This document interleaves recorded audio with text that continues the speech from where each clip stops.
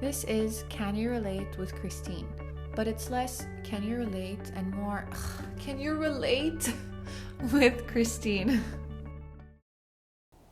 What does giving and receiving emotional support look like to you?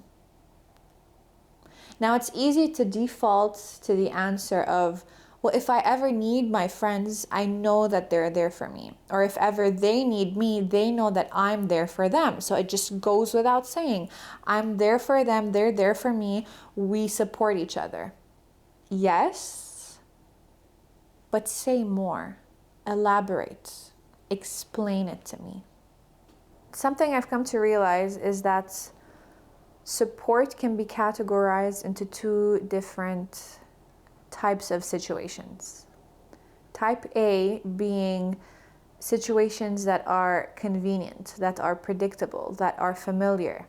So, for example, getting a new job, graduating high school or university or your master's, or getting a promotion, or going through a breakup. These are all situations that are familiar, that are convenient, that are predictable, because we've all experienced them to some extent. So we know what to do, what not to do. We know how to cope.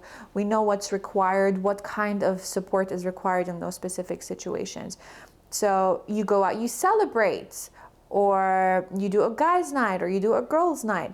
It's a very cliche situation. So it's a very cliche way of showing up and giving support. Now, I'm not saying this as a bad thing. Cliche is not a bad thing. Just wanted to clarify that. Category B is inconvenient, unpredictable, unfamiliar situations. Experiences that you haven't found yourself in. So if you have a friend in that specific situation, you don't know what to do, you don't know how to show up, you don't know how to support them, you don't know what's too much or what's too little, because that situation is unfamiliar to you. Now, in these types of situations, based off of my personal experience or what I've seen happen in front of me, more often than not, the person experiencing those things is ghosted by their friends, or it's when they really are relying or leaning on their friends that they feel like their friends aren't there for them in the way that they need, because they themselves don't know what they need, because this is a unique situation. This is something that is unfamiliar. They've never experienced before. So they don't know what they need. And the friends don't know how to show up, because they also don't know what the other person needs, or what they might need, or what they might not need. So there's kind of like this gap between the emotional needs being given and being received. And when I say being ghosted by their friends, it's not with bad intentions. There's no malice there. But I've just seen that usually it's that the other person doesn't know how to show up for their friend, doesn't know what to do, doesn't know what is too much, is too little, doesn't know, period. And that is stressful. The situation then becomes about them. I can't show up for X person. I don't know if I'm doing it right or if I'm doing it wrong. Am I being a bad friend? This is stressing me out. This is giving me a headache. I already have so many million things on my plate. I'll just deal with this later. They know I'm there for them. If ever they need anything, they can just call me. They can just reach out, and I can just show up if they need me. So in the meantime, I'm just going to continue focusing on myself. And this is how they end up ghosting that friend that's in need. Not bad intentions. It's just their own way of self-preservation in an uncomfortable situation, in an emotional or psychological state of fight or flight or freeze. And this is very odd. Not specifically about those specific people, more so about the human experience as a whole, about the emotional experiences that make up our lives. The people that you're supposed to be able to count on, that you take for granted, or that they take you for granted, you just always assume that they're always going to be there until they aren't. Until that one day, that one situation, that one time that you're in need and they aren't. And it just feels like the rug has been pulled from underneath your feet. It feels like your entire world has been flipped upside down. Something or someone or some people that were your rock, that were your foundation, that you took for granted that they're always going to be there for you, all of a sudden it just takes just one situation for them not to be there for you, or for them not to know how to be there for you. And in your mind, everything shifts. You might start to doubt yourself, you might start to doubt your relationships. The relationship might go back to normal, but something is always going to be in the back of your mind, in your subconscious of, okay, I needed this person this one time and they weren't able to show up in the way that I needed them. And that thing is going to snowball over time.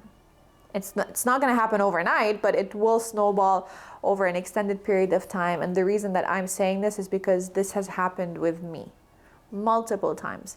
I've seen this happen to different people from different demographics, different age groups, multiple times. And the funny thing is about the human experience, about these emotional experiences, is that it's plus or minus, let's say, the exact same 10 to 20 experiences that just keep replaying in everyone's lives. And they replay to different degrees. They have different layers, different variations of them. But it's essentially all the exact same themes. So this is why when I'm saying it might not be an absolute truth, but this is my experience with the nuances of the emotional experience and the emotional support of people for other people, in showing up for other people. That's what I meant. Yes. And this has taught me, because it was so easy for my ego to turn these situations into, I can never rely on anyone. I'm alone in the world. I can never count on anyone. People are liars. They say that they're going to support me and they never show up for me. I'm not going to discount those things, because the hurt part of me is saying those things because it's hurt, because it's feeling disappointed, it's feeling abandoned. So if you catch yourself feeling those things and you catch that voice in your mind saying those things, it's not right. It's not wrong either. Just let it speak its truth, because that is its truth. It's not an absolute truth. It's just its subjective, relative truth. So instead of turning it into, I'm a victim, poor me, woe is me, the entire world is conspiring against me, I decided to adopt a different approach. I don't know the ins and outs of how I got to this practice.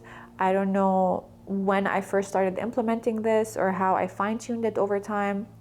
I honestly have absolutely no idea. So I'm just going to share the end result of it, which is whenever I find myself experiencing something heavy and needing the emotional support of my friends or my family, I would show up to the conversation knowing what I need from them. So let's say I want to just vent. I don't want any support. I don't want any advice, any motivation. I would just show up to the conversation being like, listen, I want to vent. I don't want to fix anything. So I don't want you to fix anything. So let's just both be here in this conversation and let me just vent. At the end, I know I'll feel better. And 9 times out of 10, I do. Other times, I feel like I need a little bit more support. So I would say, I need support. I need a bit of motivation. I need a bit of pep. I need some advice. I need your opinion. I'm lost. I don't know what to do. I know what I want. They know what I want. And now they are able to give it to me to the best of their ability. And I do the same with them. So if ever someone comes to me and they're telling me that they're having a bad day, I started off with, do you want to vent or do you want advice? So that I know how I can show up in that situation to the best of my ability. If they want to vent, I give them the space to vent. I don't chime in. I don't ask any questions. I just sit in silence and it's all about them. If they want advice, if they want motivation, or if they want to explore further what is going on, I let them get everything out. And then I tell them, for example, do you want me to just randomly jump in with questions or with motivation? Do you want me to leave it at the end? It's a very, I mean, as I'm saying it, I know it sounds like it's a very methodic approach, but it works. It might be a bit too methodic, I don't know, but it's worked for me. So if someone shows up and they want advice, they want motivation, or they want a little bit of coaching done on the side, I ask them, do you want it like in the middle of the conversation? Do you want it to be a discussion, or do you want to say your piece and then at the end we do the pep portion, or we do the coaching portion, or we do like the opinion, the Q&A portion? And I found this to work, and to work really, really well for multiple reasons. First things first. In emotional situations, it's easy to get carried away by your emotions. It feels like it's tsunami.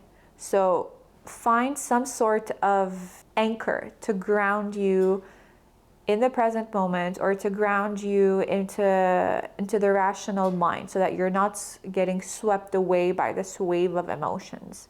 And that rational anchor is just a structure. Do you want to vent? Okay, vent, boom, that's it, that's a structure.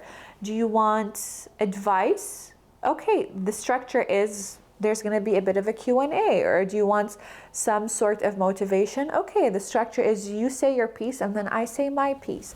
So it's not like it's going to be something that we need to follow this structure. We need to make sure that we have something in place that's going to dictate the conversation, because when it comes to emotions, you can't dictate anything. You just have to let them guide you. You just have to let them lead the way. So this structure is more of like guardrails, like a frame of reference. That's something that you can hold on to if it gets a little bit too bumpy. So structure is definitely good as guardrails, as an anchor when it comes to emotional situations.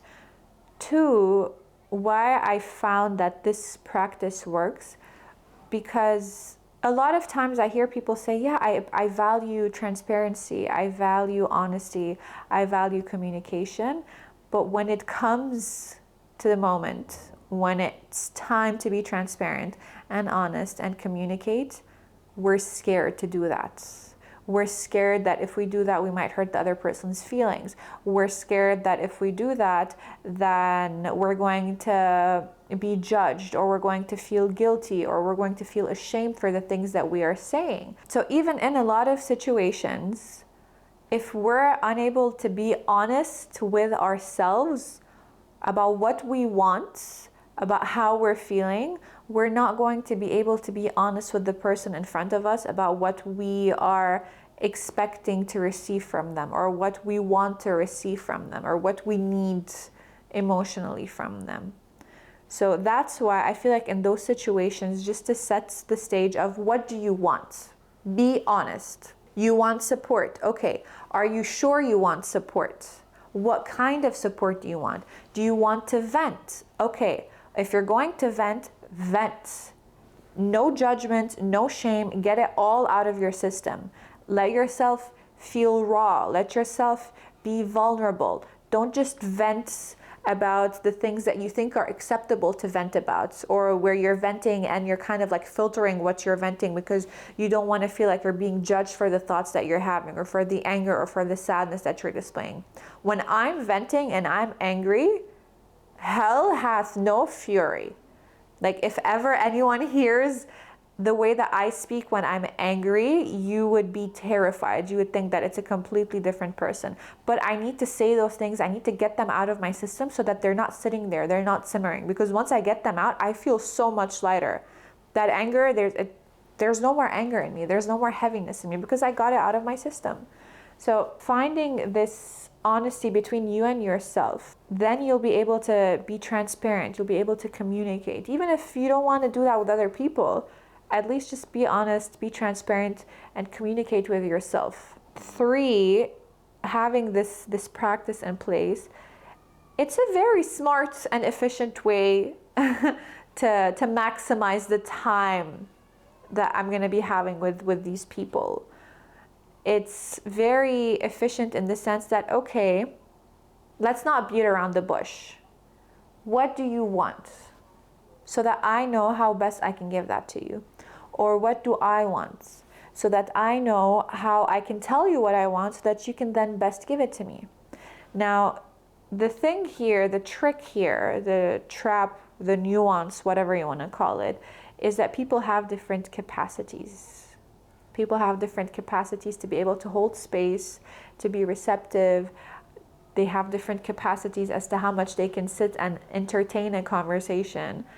And I think this is where it can feel also a bit discouraging if you're truly not honest and transparent and you communicate. Because I could have this much capacity, a certain amount of capacity to sit with you, whether you want to vent or whether you want support. So for me, because I give this much, I expect to receive this much. Whereas when I come to you, because I need support and your capacity is this much, it's less than mine, you are giving me all that you have. But for me, it doesn't feel like it's enough because this isn't what I'm used to, because I'm used to a different capacity. So therein lies the ego's opportunity to feel, oh, poor me, I'm so disappointed. I give, but I don't receive an equal amount. It's not about equal. It's about harmony. It's about what is harmonious. It's about what is doing your best from the level that you are at. Because if you're not honest about how much you can give, you're always, and the other person wants more because they're used to giving more, then there's going to be some sort of resentment because you're always going to feel like whatever you do is not going to be enough. And they're always going to feel like they're always giving, but they're disappointed because they're never receiving the amount that they're giving. So being honest and saying that, okay, listen, I have a specific capacity to give. I will do my absolute best, but this is the most that I can give. This way, you're managing your own expectations, you're managing your own levels of energy, and you're also able to manage the other person's expectations so that they know how much of your time you are actually giving them, or how much they can receive, or how much they can expect from you to give and to show up. So I do this exercise with a close friend of mine and with my sister. So they tell me, okay, I have a certain amount of capacity today. This is all I can give you. And when I'm nearing capacity, I will let you know. Now, at first, I felt a lot of resistance coming up around this because while in theory, I know that everyone has different levels of capacity, everyone has different levels of energy, everyone can give different amounts, everyone can show up from a different level than you can. I knew that on a mental level, I knew that theoretically, but when push came to shove and I wanted support from these people who had a different level of capacity than I did, my emotional body wasn't satisfied with the level of capacity that they had because I felt like, no, I want more. So there would be like this internal dialogue between me and myself of, you want more, but you know that they can't give you more. They're giving you 100% of what they can give you. The other voice in my mind is like, okay, but I need more. So what do I do? Should I just compromise my needs for their sake? What do I do? Do I just let myself be disappointed? Should I just gauge how much I give them moving forward so that I'm giving them the same amount that they're giving me? So there's this sense of resentment that builds up from the emotional self, from the hurt self, from the wounded self, because it feels disappointed that it's not getting its emotional needs met. But then the rational self is like, okay, but you know that they have a certain capacity, so they are literally giving you all that they can give you. So it's kind of like this internal dialogue, it's this internal struggle, it's this tug of war between the different parts of myself, between my mental body, my intellectual body, and between my emotional body. So this practice is a very nuanced practice, but the thing that helps me throughout it, for the sake of my relationship with myself first and foremost, and for the sake of my relationship with my loved ones, is just being honest with myself. Is being honest and saying, for example, I know you gave me all that you could, but part of me still feels disappointed because I feel like I want more than you're able to give. And I'm not saying that you're doing something wrong. I'm just saying that I just need a little bit more. Or I need, maybe not in this specific moment, I just need a little bit more attention in this phase of my life. So it doesn't have to look like phone calls every day. It could just be like texting me, checking in, how are you today? How are you feeling today? Or how did you sleep? How are your energy levels? How are your levels of emotions? So it's not always going to be one specific way that is always going to work. It's figuring it out on the go. For myself, for my loved ones, because there's a lot of times in life where you're going to find yourself in situations that you've never been in before. Or even if you've been in these situations, you've never been in them in this specific way before. So what worked then might not work now. What works now might not work later, or it might. But I think the safest thing to do is to assume that it's never going to be one and done. It's never going to be one size fits all. This way you have something, you have a coping mechanism, or you have a specific frame of reference that you can always come back to. And then if it works, perfect. You just adopt it to this specific situation and you move on. Or you try it on. If it doesn't work, you gauge and see what parts of it are working, what parts of it need to be trimmed or adjusted. And then you do that, and then you carry on.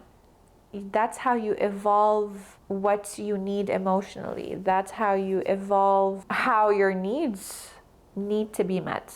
Because different needs need different things. I wish there was a way that could rhyme. Different needs need different things. I wish things, like there was another word for things that rhymed with need. That would have been spicy. That would have been cool. Yeah, it's not easy. It's not convenient. Emotional support. There's a lot of times that you know what to do or how to show up for someone, but there's also going to be a lot of times that you don't know what to do. You don't know how to show up for that person. But as long as you are still able to show up, as long as you are still willing and able to show up, as long as you are still willing and able to find some sort of way to be there for that person, to support that person. It's like, you know what? I don't know what to do. I don't know what you need me, but we will figure this out together. That statement, that we will figure this out together, that means the world to me. Now, there's a lot more that I had prepared that I wanted to talk about regarding support, because originally this episode wasn't going to be about emotional support. It was going to be more about supporting your friends in business or as entrepreneurs, or how the landscape of social media and of business is changing, and how you can support people with their ventures and the way that the support could look like. But I guess the episode just wanted to be about emotional support instead, about emotional needs and the nuances of those needs in relationships. So that's what needed to come out today. I'm gonna trust it. I'm gonna let it guide me, and I'll bookmark the supporting your friends in business for another episode, because I also have quite a lot to say about that. And on that note, see you next time.